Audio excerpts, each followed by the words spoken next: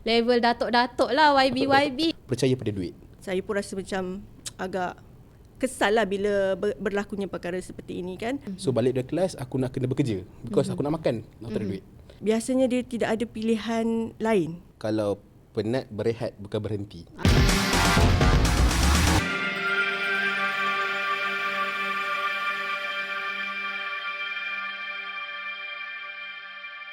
Ramai penuntut pengajian masa kini, kita tengok rata-rata mereka yang bekerja, ada yang bekerja sambil belajar untuk menampung kehidupan ataupun kos pengajaran dan sebagainya. Okey, tetapi isu ini sebenarnya menjadi serius dan menimbulkan masalah apabila seseorang penuntut institusi pengajian itu sendiri tidak bijak bahagikan masa mereka sehingga pelajaran mereka terjejas. Assalamualaikum dan salam sejahtera, bersama saya Zahira Sazali, moderator untuk podcast Apa-Apa Saja yang dibawakan khas oleh Harian Metro.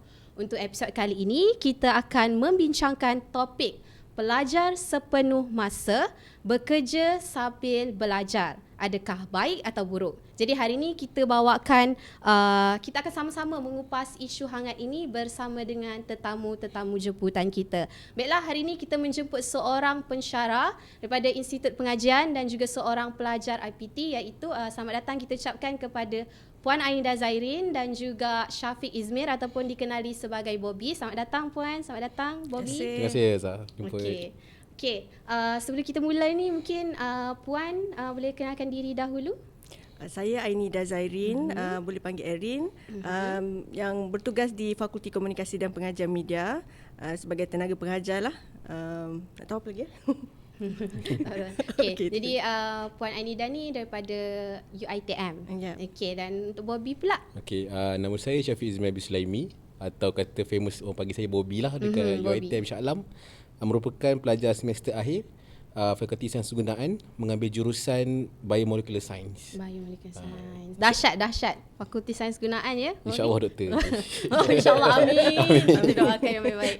Jadi hari ini kita akan bersama-sama tetamu jemputan kita untuk membincangkan isu hangat pelajar yang bekerja sambil belajar. Okey, kita beralih kepada Puan dahululah. Sebagai seorang pensyarah, apa pendapat Puan mengenai pelajar yang berdaftar sebagai penuntut sepenuh masa tetapi membuat kerja sambilan lah, orang cakap mencari side income?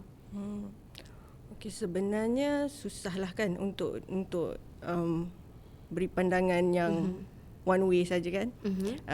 Tapi ini pandangan peribadi saya. Bagi saya, memandangkan keadaan ekonomi yang sekarang, yang mendesak kan, seseorang pelajar ni biasanya dia tidak ada pilihan lain selain daripada belajar dan juga bekerja sambilan.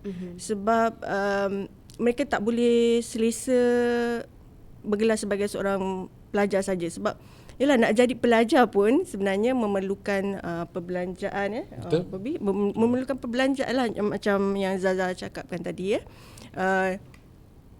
Yuran perlu dibayar, makan pakai, tempat tinggal, apa lagi tugasan, nak melaksanakan tugasan pun memerlukan perbelanjaan. Jadi diorang tak boleh selesa mengharapkan satu income saja ataupun duduk sebagai seorang pelajar saja. Jadi saya rasa itu yang menyebabkan ramai pelajar membuat keputusan untuk bekerja sambilan lah. Okey,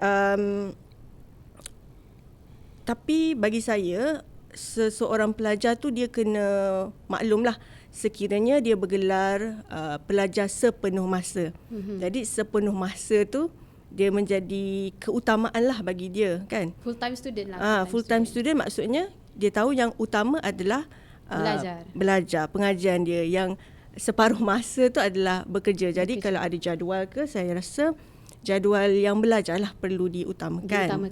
Daripada orang cakap side job tu lah sebagai pelajar sepenuh masa. Tapi saya juga setuju dengan madam, sebab saya pun pernah ataupun memang sedang belajar lagi. Jadi tak cukup bila ibu bapa kita sahaja kita pakai duit yang diberikan oleh ibu bapa kita. Sebab tu saya sendiri pun ada buat side job ataupun mencari side income sewaktu saya belajar, dan itu bagi saya adalah satu normalisasi lah di dalam kalangan pelajar. Saya rasa Bobby pun bersetuju dengan hal ini. Betul, because bagi saya sendiri pun sewaktu saya belajar, kalau throwback daripada zaman diploma lagi, saya memang dah start bekerja sambil belajar.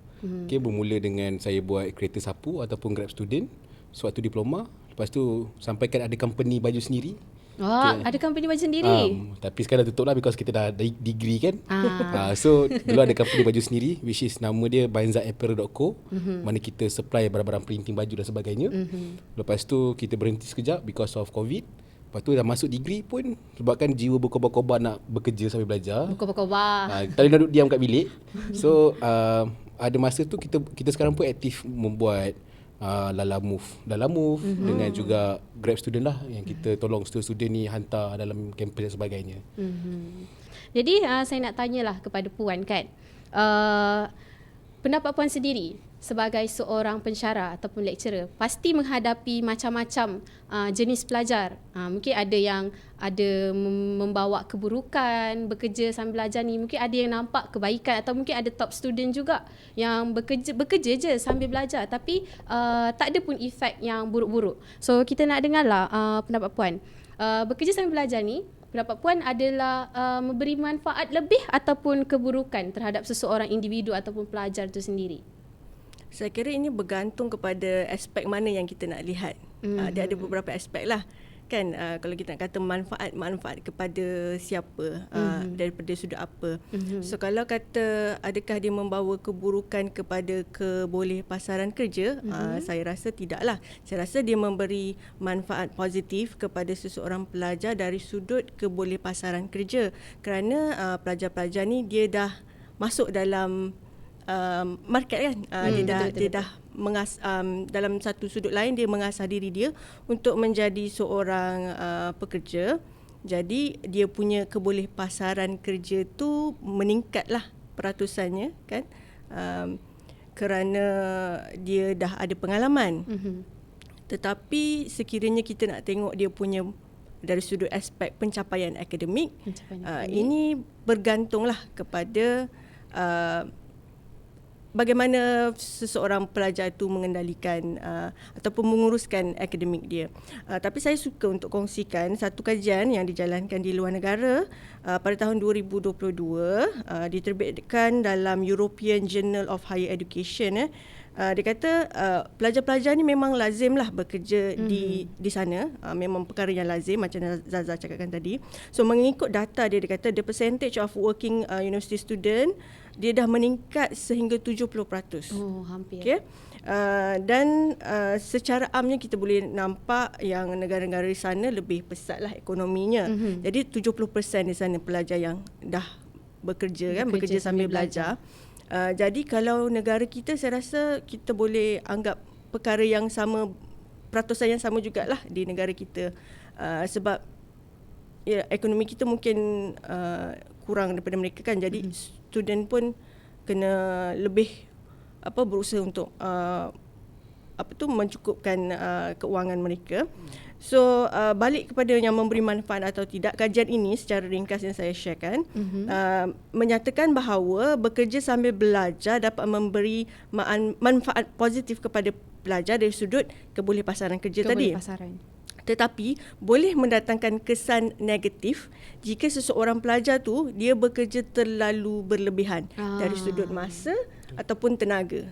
So kalau terlalu berlebihan, dia memberikan efek yang negatif lah. So ada satu kajian lain pada tahun 2017 lah menyatakan bahawa pelajar yang bekerja di bidang yang berkaitan dengan apa yang dia belajar di universiti, mereka cenderung mendapat grade yang lebih baik. Sekiranya dia kerja di bidang yang berkaitan, akademik mereka menunjukkan prestasi yang positif lah. Maksudnya bila ada kesinambungan di situlah. Contohnya pelajar Meskom, side income pun berkaitan dengan industri itu juga. Mungkin buat voice over dan sebagainya kan. So meningkat prestasi mereka sebagai pelajar lah. Macam tu. So nak kata buruk baik tu dia adalah depends lah, kedua-duanya depends lah. bergantung kepada individu tu sendirilah. dan aspek mana yang kita nak lihat lah. Jadi kita dapat lihatlah ada kebaikan, keburukan, semuanya bergantung kepada pelajar itu sendirilah. Kalau bijak menangani masa belajar dan bekerja tu, orang cakap dia punya consequences ataupun dia punya manfaat tu dapatlah kepada pelajar tu, dari segi prestasi akademik pun okey, segi kewangan okey, so tak ada masalah. Tapi mungkin Madam boleh share sedikit, contohnya ada pelajar-pelajar yang mempunyai keburukan ataupun menunjukkan prestasi yang tak elok. Mungkin tak adalah mungkin. Memang saya yakin puan sendiri menghadapi pelajar-pelajar seperti ini sepanjang beberapa lama bergelar seorang pensyarah ni. Nak kata yakin macam Zaza cakap tu tak yakin sangat sebab tak ada data lah kan, yang kita tak boleh nak buat tanggapan pula kan. Tapi boleh saya katakan sedikit sebanyak sekiranya pelajar itu tidak menguruskan masa, jadual bekerja dan belajar dengan baik, sedikit sebanyak dia memberi kesan lah. Contohnya jika dia bertindan jadualnya, sepatutnya ada jadual, ada kuliah, tapi masa tu juga dia ambil dia bekerja kan. Jadi kita tanya, mana kawan kamu ni tak datang? Oh dia kerja. Jadi mungkin pada waktu tu kuliahnya membincangkan sesuatu yang sangat penting kan, ataupun saya bagi tugasan pada ketika itu, ataupun menjelaskan sesuatu yang penting lah kan. Jadi dia terlepas lah. Jadi itu sesuatu yang rugilah bagi pelajar tu. Dan saya pun rasa macam agak kesal lah bila berlakunya perkara seperti ini kan. Sebab macam saya katakan tadi, dia pelajar sepatutnya mengetahui apakah keutamaan mereka kan. Kena perlu pandai bijak menguruskan keutamaan juga, selain daripada menguruskan masa kan. Jadi saya kesal lah kalau ada perkara seperti itu berlaku. Nak kata kerana dia tak datang kelas dan dia dapat markah yang rendah tu, saya tak dapat nak betul-betul yakin lah, sebab belum ada data yang mengatakan tak datang kelas prestasinya tak elok lah. Saya tak berani lah nak buat. Jadi kita nak tahu berdasarkan pengalaman puan lah. Pengalaman saya macam itulah. Saya akan rasa, sebagai seorang pensyarah, saya rasa kesal. Kenapa tak datang kelas saya? Kenapa tak serius? Macam itulah. Itu kita dengar pandangan daripada seorang pensyarah lah. Sekarang kita nak dengar pandangan dari point of view ataupun pendapat seorang pelajar tu sendiri. Kalau untuk Bobby, untuk permasalahan ini, tadi kita cerita manfaat-manfaat dia je, macam dapatlah duit lebih, dapat juga merapatkan lagi hubungan dengan pelajar tu sebagai seorang pemimpin pelajar. Tapi keburukan dari Bobby sendiri, mungkin nampak ada kawan-kawan ke atau diri Bobby sendiri, pengalaman Bobby tu sepanjang masa bekerja sambil belajar ni macam mana? Pengalaman bekerja sambil belajar bagi saya, benda tu baik atau buruk sebenarnya terletak pada individu tu sendiri. Kita tak boleh nak letakkan satu stigma yang mengatakan kalau you bekerja, you kena pandai. Tak ada stigma tu kita letakkan. Because kita faham student ni ada masalah masing-masing. Betul. Kita tak boleh nak letakkan satu point, you dah kerja, you tak boleh nak flop. Sedangkan dia memang kita faham dia ada struggle dia, yang kita tak faham apa struggle dia lalui. Mungkin masalah dia time tu tak cukup tak ada duit nak makan, so dia buat kerja, so dia bekerja. Mungkin time tu dia perlu bayar something untuk assignment, macam Zaza cakap tadi kan. Every courses ada different punya bayaran. Betul. Mungkin sebab dia bekerja untuk bayar that side cost lah, benda tu lah. And bezanya antara student tu, nak membezakan baik atau buruk bekerja sambil belajar ni, on how they manage their problem. Kiranya contoh, kalau baiknya student tu dia pandai nak manage diri dia daripada segi masa, datang kuliah dan sebagainya, itu from side baiknya. From side buruknya mungkin saya tak boleh nak katakan, because mostly yang kawan-kawan saya yang bekerja sambil belajar ni semuanya rajin. Perform lah. Kayaknya tak ada yang macam kayaknya tak ada macam yang orang kata flop study, tak ada. Because they know, lumrah dia sebagai seorang student datang ke universiti untuk belajar, at the same time dia nak cari side income sahaja untuk tampung kehidupan. Maksudnya ramai yang bekerja sambilan ni dia aware of dia punya keputusan keutamaan. kan. Jadi dia serius lah. Yes. Because nak bandingkan macam student yang memang memang kata senang saya katakan dengan student yang tengah struggle. Yang senang ni mungkin dia tak rasa apa yang struggle ni rasa. So yang struggle ni kebiasaannya dia aware dengan lagi aware lah dengan apa yang nak kena buat. Contoh dia tahu pagi ni aku kena pergi kelas. So balik dari kelas aku nak kena bekerja because aku nak makan, nak tak ada duit.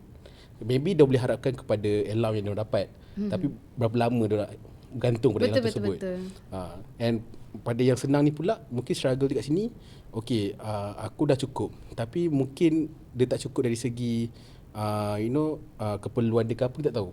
Because macam saya cakap tadi, every person have his ada own masalah masing-masing. Nak meletakkan satu stigma one stigma ataupun one point kepada yang bekerja saya belajar ni, saya rasa tak adalah benda tu. Because of as a student yang bekerja daripada zaman diploma lagi sampai ke degree, kita memang aware. Okay, contohlah adik kuliah. Kita tahu kita akan pergi kuliah dulu. And kalau kita nak buat kerja, nak buat contohlah buat Grab atau buat Lala Move after class hours. And macam contoh dulu macam saya pernah part time juga di He&She. Di dalam UiTM tu sendiri. Even manager tu bercakap dengan saya, bagi tahu jadual kelas dulu. Dia nak tahu jadual kelas. So dia akan susun kerja tu mengikut kekosongan jadual kelas. Adalah orang cakap timbang rasa antara bos dan juga pelajar tu sendiri. Macam one more, macam kawan saya yang kerja double job. Yang contoh double job maksudnya ada dua kerja lain. Contoh macam dia kerja di T-Life dan promoter di ICT. So macam saya tanya lah macam ni you boleh manage diri you macam mana sebab dia nampak busy. So dia kata dia kerja T-Life on weekdays saja, weekdays malam, and promoter pada hujung minggu. So di situ kita nampak dia tak kacau lah. Tak terkacau lah. Tapi nak kata assignment dia ke apa, itu terletak pada dia bila dia nak buat. Because everyone have 24 jam kan. So dia kena pada bagi masa lah kat situ. So maksudnya di sini dari awal lagi lah memang pengagihan masa tu penting lah untuk seorang pelajar. Kena pandai manage diri tu. Ada apa-apa aktiviti luar ke, ada kerja ke, assignment ke, kena tahu bila waktu yang orang cakap tepat untuk buat sesuatu pekerjaan ataupun aktiviti-aktiviti itulah. Menarik juga untuk saya petik sikit sebab Bobby ni pemimpin pelajar. Lagilah orang cakap sibuk kan dengan aktiviti-aktiviti luar, kena jumpa orang sana, jumpa orang sini. Bukan ada orang cakap jadual kelas sahaja yang perlu dikejar. Lagi-lagi sebagai seorang majlis perwakilan pelajar ni dah macam level datuk-datuk lah, YB. Betul kan Puan? Kalau Puan nampak sendiri, diorang ni sentiasa busy. Sangat-sangat banyaklah yang mereka lakukan. Selain daripada hari belajar Isnin hingga Jumaat tu, Sabtu Ahad pun kita tengok diorang bekerja juga ataupun membuatlah tugas-tugas mereka yang mereka perlukan sebagai seorang pemimpin pelajar. Mungkin Bobby sebagai seorang pelajar yang dari diploma sampai ke degree ni bekerja sambil belajar tapi perform, madam. Tadi dia cakap kawan-kawan dia pun semua tak ada flop study. Mungkin boleh kongsi sikit tips-tips lah untuk kawan-kawan ataupun adik-adik ataupun penonton-penonton yang mungkin baru berjinak-jinak nak cari side income sendiri kan. Mungkin Bobby sebagai seorang pelajar boleh kongsi tips ke untuk diorang ni lagi semangat mungkin nak mencari duit poket sampingan daripada diri mereka sendiri, inisiatif sebagai seorang pelajar tu. Alright. Kalau tips yang boleh saya kasihkan as from student sendiri, student to student, yang saya boleh katakan tips satu dia, you kena tahu your priority. Ini yang saya belajar lah. Kena set your priority. Okay, mencari bekerja ni is another side income saja sebenarnya. Dia bukanlah satu priority yang khusus. So nak tak nak you kena study, you kena masuk belajar dulu.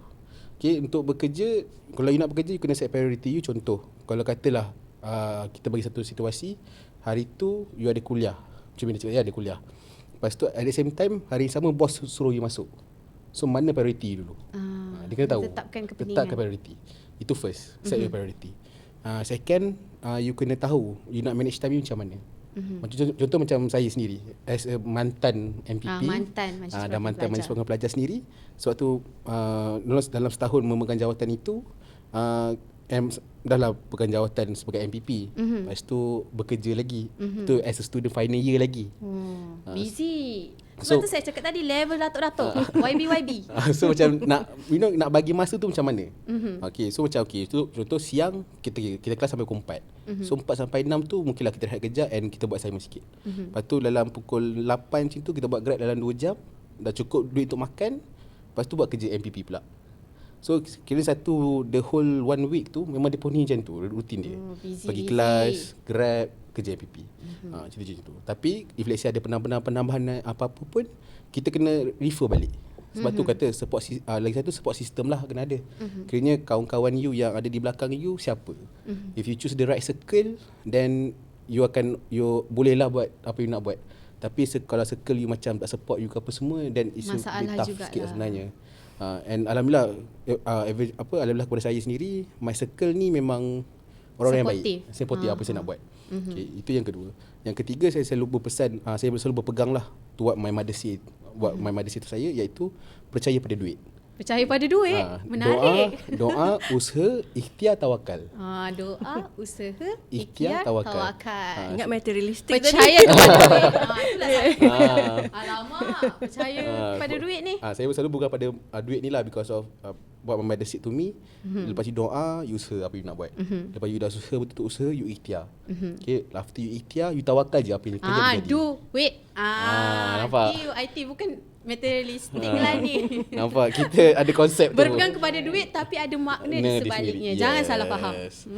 So itulah kalau tips yang saya boleh katakan, itulah. First, you kena prioritize apa yang you perlu prioritize. Okay, set your priority. Kedua, manage your masa wellly. Okay, you ada masa setahun. Ni contohlah, you ada masa katalah seminggu. Dalam seminggu tu make sure letakkan apa yang patut dulu. Susun betul-betul jadual. Okay, and thirdly, percaya pada itulah konsep duit. Duit. Jadi kepada para penonton, amalkanlah konsep duit tapi bukan materialistik. Doa, usaha, ikhtiar, tawakal. Dapatlah duit. Yes. So di sini kepada pelajar-pelajar ataupun penonton podcast apa-apa saja, bolehlah terapkan perkongsian yang Bobby kongsikan tadi. Mungkin bermanfaat dan boleh bawa kejayaan lah. Bukan dari segi pelajaran juga, mungkin dari segi untuk menyiara kehidupan sebagai seorang pelajar tu. Okay, sangat bagus perkongsian ni sebab saya pun tadi macam terkesima, duit macam mana ni duit. Memang nak berpaksikan duit ke? So macam terima kasih kepada Bobby sebab kongsikan duit tadi, DUIT, duit. Okay, untuk Meda ataupun Puan sendirilah kan, sebagai seorang pensyarah lagi. Tadi kita ada bincangkan perkongsian daripada luar negara. Tak ada orang cakap tak adalah jurnal-jurnal yang khusus mengatakan bekerja sambil belajar ni buruk ataupun baik. Tapi dari segi pengalaman ataupun pandangan Puan sendiri kan, sebenarnya sebagai seorang pensyarah ni, adakah Puan menggalakkan pelajar ni bekerja sambil belajar ataupun sebaliknya? Gelak saya jawab dengan gelak je. Ini macam Bobby cakap tadi, kita tak tahu masalah orang kan, berbeza-beza kan. Tapi personally saya rasa kalau ianya baik bagi seorang pelajar itu teruskanlah. Macam tidak? Tu kan, kenapa? Dia macam kalau kebanyakan masa, dia macam mana nak cakap? Kebanyakan masanya yang saya jumpa pelajar yang bekerja ni, dia tidak ada pilihan lain. Tak ada pilihan lain. Dia tidak ada pilihan lain. Keadaan memaksa dia untuk bekerja. Ada setengah pelajar yang dia kata kalau tak dia relax je lah, fokus kepada pengajian sajalah. Tapi keadaan memaksa untuk dia tidak selesa menjadi seorang pelajar saja. Jadi kalau kita kata saya tak cadang lah awak ni bekerja, jadi saya tak rasa dia boleh meneruskan pengajian dia sekiranya dia tidak bekerja. Sebab siapa yang nak membayar segala perbelanjaan harian, kan. Jadi dia terpulanglah kepada keperluan pelajar itu sendiri. Dan bagi saya dia terpulang kepada seseorang pelajar itu sekiranya dia dapat membahagikan masa, dia dapat set priority, dan follow through lah dengan dia punya plan dia tu. InsyaAllah dia menjadi baiklah. Kan? Saya pun sokonglah dengan keputusan mereka. Sebab biarlah kita tak naklah student ataupun pelajar dia macam meminta-minta ataupun berserah saja dengan takdir kan. Wah, susah. Tak bolehlah nak juga student tu berusaha untuk kebaikan mereka sendiri. Ini adalah satu usaha dia lah kan. Jadi kita support, kita harap dia dapat buat yang terbaik. Kita pun nak duitkan untuk dia lah. Doakan untuk dia kan. Sekiranya ini keputusan yang diambil untuk bekerja sambil belajar kerana tidak ada cara lain untuk dia terus belajar melainkan dengan bekerja. Jadi kita support lah. Kalau tak support dari segi RM1, support dari segi apa, kita mudahkan urusan dia, kita doakan dia, kita harap dia dapat pulangan yang baik lah. Jadi maksudnya orang cakap galakan tu tergantung kepada individu ataupun pelajar itu sendiri. Jika membawa kebaikan dan dia pun baik sahaja dengan pengajian dan lain-lain dan juga dengan lecturer, tak ada masalah. Tapi sekiranya buruk, mungkin madam ada macam jumpa macam tegur-teguran kepada pelajar-pelajar tu. Kita boleh, kalau ada pelajar yang datang berjumpa, tanya dapatkan nasihat, pendapat lah, minta pendapat. Of course kita akan berikan yang bersesuaian lah. Setelah kita dengar keadaan dia, kita tak boleh randomly macam randomly macam awak tak boleh macam ni. Awak tak boleh kerja, awak kena belajar. Kita tak tahu apa kesulitan dia. So kita kena dengar, kita kena fikir jugalah sesuai ke kita nak bagi nasihat ni pun kena tengok kesesuaian keadaan juga kan keadaan seseorang individu tu. Jadi kalau dia datang kepada kita tanya ini masalah yang saya hadapi macam mana ya, so kita boleh bagi nasihat yang bersesuaian lah. Okey. Maksudnya di sini neutral lah sebagai seorang pensyarah tu. Dia bergantung sendiri, baliklah lagi bergantung kepada individu tu. Jadi kalau macam saya letakkan diri saya sebagai seorang pelajar, selagi saya boleh carry, saya boleh move forward dengan benda tu. Kalau saya tak boleh carry, saya tahulah di mana limitasi saya sebagai seorang pelajar tu, harus bekerja atau belajar atau buat dua-dua, tapi kena pandai atur masa. Atur masa tu lah. Kalau untuk Bobby sendiri, adakah Bobby menggalakkan kawan-kawan lain ataupun bakal-bakal pelajar untuk berbuat yang sama, bekerja sambil belajar? Sebab dari tadi kita dengar banyak manfaat lah daripada side Bobby sendiri sebagai seorang pelajar. Ataupun Bobby ada macam kekangan sikit, macam sebelum nak start bekerja sambil belajar ni, kena tahu dulu macam ni.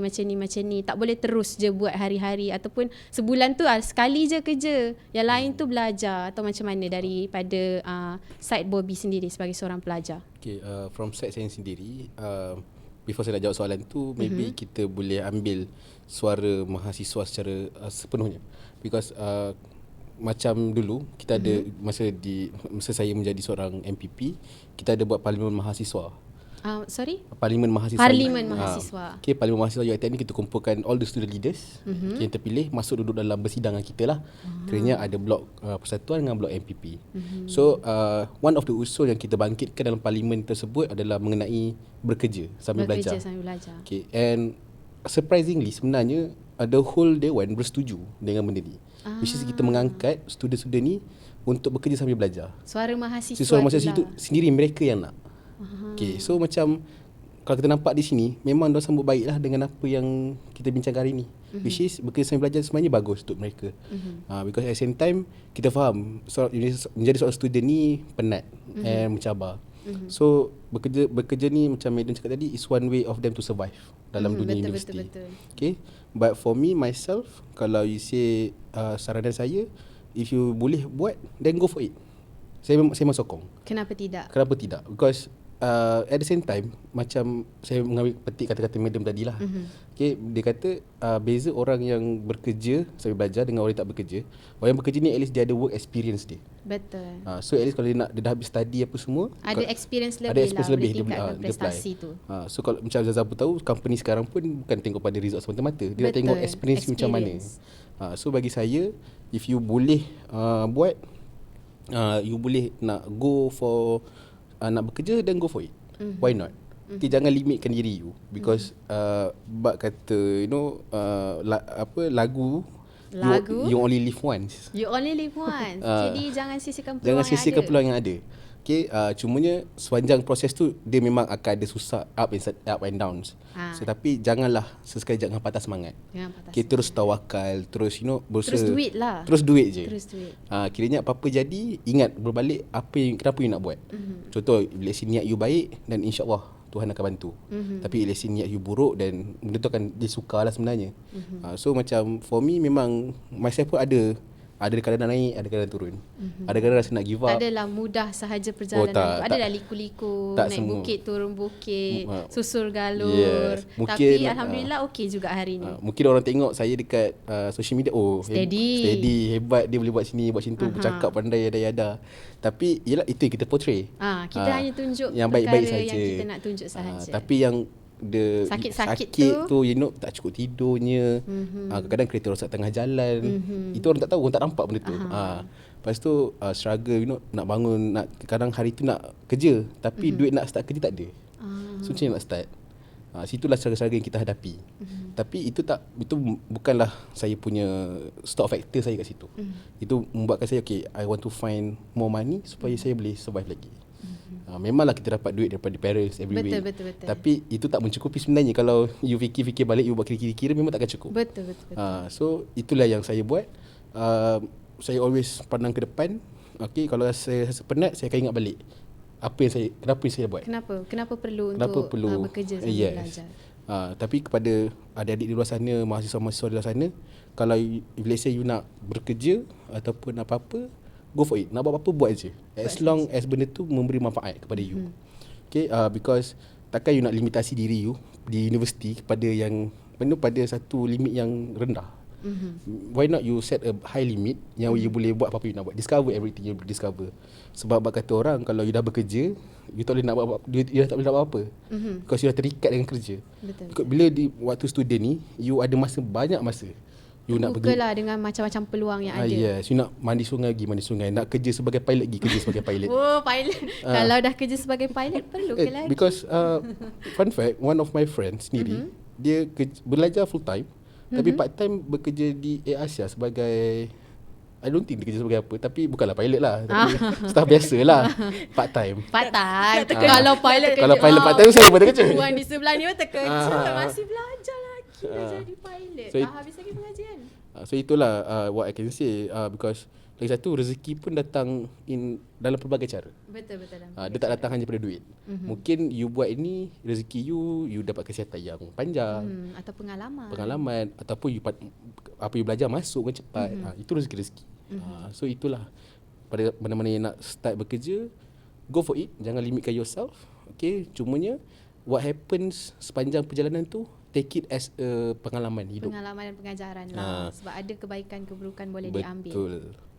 So jangan patah semangat tu je. Jangan patah semangat. Jadi saya suka juga untuk petik lagi daripada perkongsian Bobby tadi, yang sebenarnya bekerja sambil belajar ni pun bantu kita dalam critical thinking, yes, menyelesaikan masalah. Jadi sebagai seorang pelajar tu, kita dapat belajar lah benda-benda tu, macam mana cara nak selesaikan masalah, cara berhadapan dengan orang. So dia bukan hanya membantu dari segi ekonomi, tetapi aspek-aspek yang lain juga kan. Macam Puan kongsikan tadi, ada pelbagai aspek. Jadi sebenarnya dia membawa kebaikan, sangatlah membawa banyak manfaat kepada diri sebagai seorang pelajar ni, sebab dia boleh uplifting diri seorang pelajar itulah menjadi lebih baik lah, daripada orang cakap mungkin daripada zero dah banyak pengalaman tu jadi somebody, daripada kosong-kosong dah jadi ada-ada.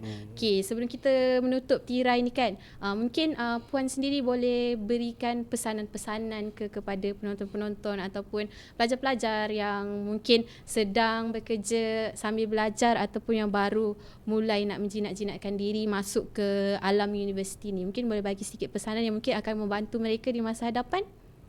Pesanan saya adalah dia kena tentukan apakah kemahuan dia. Kemahuan. Nak belajar, nak bekerja, apa yang dia ingin capai lah. Kalau kita tengok pun hierarki keperluan Maslow kan. Kita ada berapa tingkat kan. So tingkat-tingkat tu berbeza kepada setiap orang, setiap individu. Tapi apa-apa pun keperluan fisiologi tu biasanya perlu dipenuhi terlebih dahulu. Keperluan fisiologi ni termasuklah makan minum, tempat tinggal kan, dan barulah kita nak capai pendidikan dan sebagainya lah. So dia dah sampai tahap dia nak pendidikan yang tinggi kan. Jadi ini perlu menjadi dia punya asas lah. So dia tahu ini yang dia cuba capai. Jadi dia kena serius dan committed setelah dia set dia punya objektif nak mencapai bar yang telah di pendidikan yang lebih tinggi kan. Jadi bila dah set objektif, dia kena committed lah dengan apa yang dia nak capai tu. So dia tak boleh leka, dia tak boleh, bukanlah kata tak boleh, ya. Macam mana nak cakap, yelah, along the way tu mungkin ada macam Bobby cakapkan tadi tu, ada turun naik kan. Tapi jangan lupalah ini yang you nak capai, kan, supaya you sentiasa alert dengan apa yang you nak cuba dapatkan kan. So walaupun ada rintangan ke apa ke, you tahu ini memang akan terjadi, perkara yang lazim dalam cubaan kita mencapai sesuatu yang lebih tinggi. Okay, walaupun ada dinyatakanlah dalam kajian juga, kata pelajar-pelajar yang bekerja sambil belajar ni, dia cenderung mendapat stres daripada rakan-rakan yang lain. Jadi jangan jadikan ini alasan lah untuk mengalah, untuk macam tak payahlah belajar lagi, stres lah. Bekerja nak kena belajar lagi kan, stres. So putus asa, kita tak naklah perkara-perkara ni berlaku. Kita nak dia orang kuat semangat untuk mencapai ni lah, nak apa ni kan, nak ijazah, nak degree, nak penganugerahan ni kan. So supaya mereka lebih cekal lah kan, walaupun terpaksa bekerja, walaupun terpaksa buat 2-3 perkara dalam masa yang sama. Saya harap yang the big why tu akan kekalkan mereka dalam terus berjalan, untuk terus berjuang lah, macam tu. Untuk terus berjuang. Okay, maksudnya di sini yang paling penting tu niat. Niat utama kita. Kalau kita memang set untuk belajar, benda-benda lain tu datang seterusnya. Boleh sahaja, tapi tahu limitasi dan kepentingan setiap perkara-perkara tu. Yang penting habiskan dulu pelajaran, diploma, ijazah ataupun mungkin SPM ke, PT3 yang lain-lain. Boleh sahaja bekerja sambil belajar, tapi kena tahu your priorities. Kalau untuk sahabat kita Bobby, mungkin ada pesanan-pesanan untuk rakan-rakan yang sedang berjuang bersama-sama dalam kehidupan yang sangatlah sulit pada hari ini. Okay, pesanan saya lah kepada semua mahasiswa di luar sana yang kata nak bekerja sambil belajar tu, saya ada 3 je lah pesanan. Yang first, know your limit. Know your limit. Kiranya you tahu you nak buat apa dan you tahu limit you sampai ke mana. Kalau you kata you mampu kerja untuk sejam, dan sejam je lah. Kalau you tak mampu kerja, dan jangan kerja. Macam yang Puan kongsikan lah, jangan paksa diri. Jangan paksa diri. Because you kenal diri you. So you kena tahu you kena know your limit macam mana. Itu yang pertama. Yang kedua, you kena pandai balancekan antara bekerja dan belajar. Because lumrah, macam Puan cakap tadi lah, lumrah seorang mahasiswa datang ke universiti untuk belajar. Untuk belajar. So you kena pandai balancekan. Kalau you nak kerja, kena pandai balancekan. Okay, untuk bekerja dan juga belajar. Okay, itu tak ada siapa boleh buat, hanya diri you boleh buat. Because you know yourself. Okay. Dan yang ketiga, saya nak ucapkan mana yang nak bekerja sambil belajar tu, I wish you all the best. Ingatlah pada konsep duit yang saya beritahu tadi, iaitu doa, usaha, ikhtiar dan tawakal. Lepas tu jangan sesekali patah semangat. Jangan patah semangat. Because saya faham sekali-sekala. Sekali-sekala. Sebab ada naik turun. Sekali-sekala maksudnya pun macam mana tu? Tapi kadang-kadang kita risau. Mahasiswa kita ni, dia kadang pemikiran dia tak tentu hala. So macam jangan sekali patah semangat dengan apa you nak buat. Boleh rehat. Jangan patah semangat tu maksudnya boleh rehat sebentar. Jangan push diri sangat. Betul, sebab ada pepatah pernah mengatakan, kalau penat berehat bukan berhenti. Kalau penat berehat bukan jangan berhenti. Itu yang kita kena pegang lah. Okay, and ketiga, percayalah bahawasanya rezeki itu datang dalam pelbagai cara. You jangan harapkan, mungkin aku buat ni aku akan dapat duit banyak. Tak. Mungkin akan ada lain-lain rezeki yang akan datang. So dengan itu barulah you boleh jalani hidup bekerja sambil belajar ni dengan tenang. And itulah apa yang saya dan rakan-rakan saya yang lain yang di belakang saya buat selama ini. Sepanjang kami bergelar seorang part-time worker, full-time student. part time worker, full time student. Itu yang kami amalkan. Okey, terima kasihlah saya ucapkan kepada Puan Erin dan juga Syafiq Izmir ataupun Bobby atas perkongsian dan juga manfaat bekerja sambil belajar. Dapat saya simpulkan, sebenarnya bekerja sambil belajar ni adalah sangat baik sebab membantu bukan sahaja dari segi kewangan tetapi aspek-aspek yang lain, tetapi jangan sampai mengganggu pembelajaran sebagai seorang pelajar itu. Jadi sebenarnya banyak je kebaikan-kebaikan lain apabila kita bekerja sambil belajar, asalkan mereka pandai bahagikan masa, tahu kepentingan ataupun keperluan dan kemahuan ataupun priorities sebagai seorang pelajar tu. Jadi jika pekerjaan mereka ni mengganggu pembelajaran mereka dan keputusan mereka merosot, sebaiknya tidaklah melibatkan diri dalam kerja-kerja yang mungkin membebankan diri mereka sebagai seorang pelajar tu. Jadi sekarang ni juga macam kita tahu, dalam IPT, Institusi Pengajian Tinggi Awam dan Swasta, telah disediakan banyak mod pembelajaran. Ada sepenuh masa atau separuh masa. Jadi pelajar bolehlah memohon mod pengajian yang bersesuaian dengan diri ataupun keperluan kehidupan masing-masing. Tak semestinya kena belajar sepenuh masa je. Mungkin ada yang merasa berbelajar separuh masa, boleh memohon bekerja sambil belajar dan mod pengajian ikut kesesuaian individu masing-masing. Jadi itu sahaja untuk episod kali ini, podcast Apa-Apa Saja, bekerja sambil belajar, baik atau buruk untuk pelajar. Sekian sahaja daripada saya, Zahira Sazali. Semoga kita bertemu lagi dalam episod akan datang dalam podcast Apa-Apa Saja, dibawakan khas oleh Harian Metro. Assalamualaikum.